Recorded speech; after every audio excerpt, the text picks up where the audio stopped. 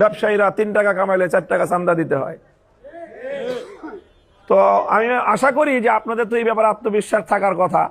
আমি অথবা আমার নিকটতম তো দূরের কথা, আমার দূরবর্তী আমার ছায়া যারা মারায় তাদের কারো পক্ষে আমরা বেঁচে থাকতে 1 টাকা জনগণের কারো কাছ থেকে অন্যায়ভাবে ভোগ করবে আর জমিনের উপর দিয়ে আরামসে চলবে, এই সাহস ইনশাল্লাহ কারো হবে না।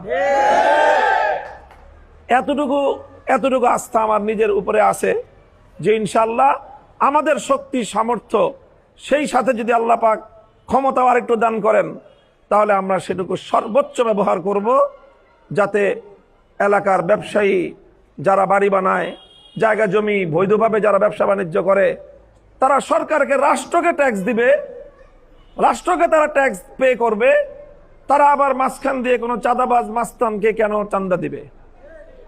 এটা যেন না দিতে হয়, সেটার বিপক্ষে যতটুকু সম্ভব প্রশাসনকে সহযোগিতা দেব জনগণকে নিয়ে।